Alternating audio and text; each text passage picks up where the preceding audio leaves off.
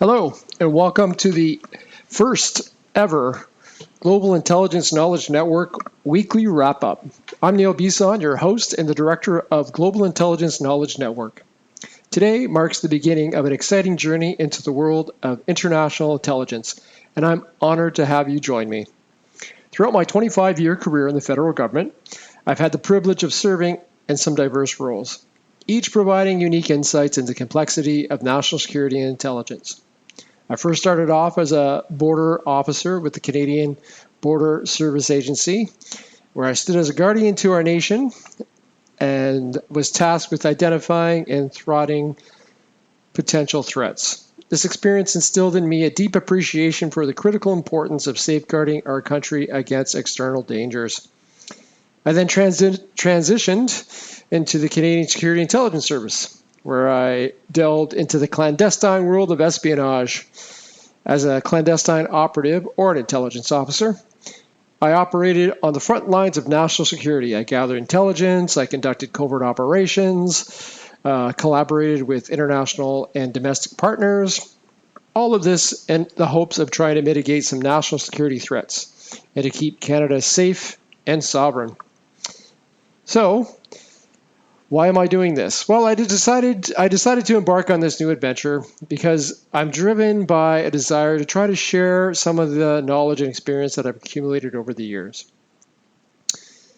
I'm hoping that throughout this podcast, I'm going to be able to provide the listeners with a bit of a better understanding of some of the intricacies involved with international intelligence, from everything involved with espionage tactics to counterterrorism strategies, and hopefully everything in between.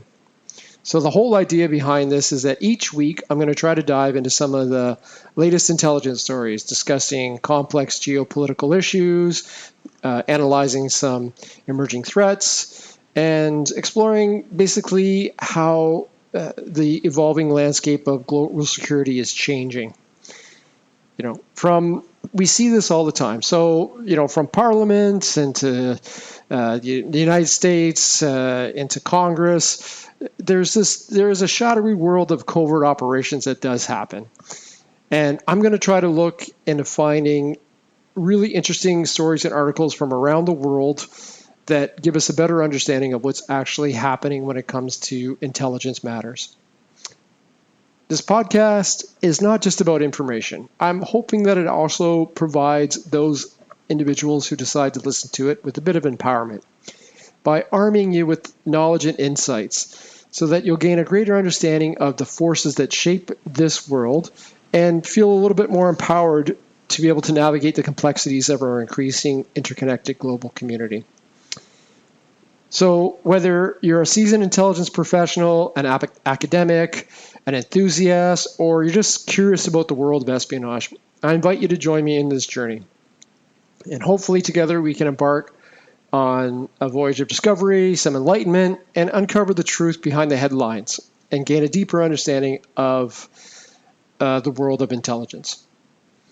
So for today's article, I'm going to talk about basically what's happening recently in relationship to the assassinations that were happening from individuals that were involved in the Khalistani movement. So one of the most recent articles that came out from The Economist basically highlights India's response to the allegations of an attempted assassination of Khalistani separatist Gurpatwant Singh Pannun in New York.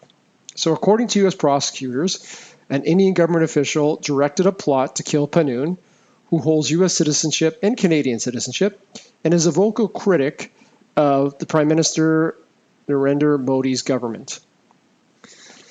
So, now India's investigation into these claims was purportedly found that rogue operatives, not authorized by the government, were involved in this plot. But what does this revelation really mean? Is this a mere cop-out? Does it signify deeper issues within the intelligence apparatus of India?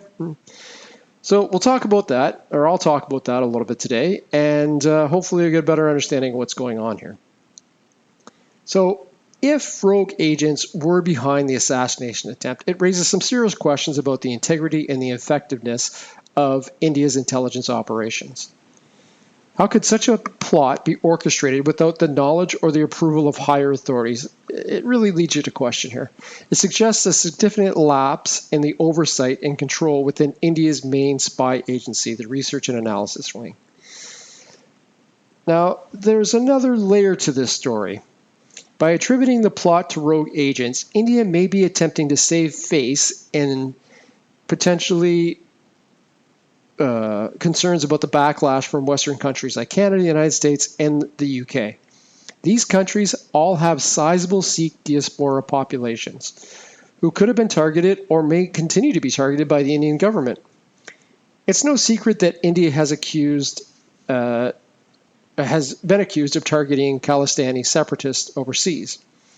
In fact, last September, as we all know, the Canadian Prime Minister, Justin Trudeau, publicly accused India of orchestrating the murder of a Khalistani separatist on Canadian soil, Hardeep Singh Nijjar.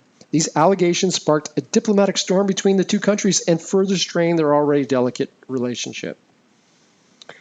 So, now with the U.S. demanding criminal prosecution on those involved in the assassination attempt, India is in a situation that is somewhat precarious.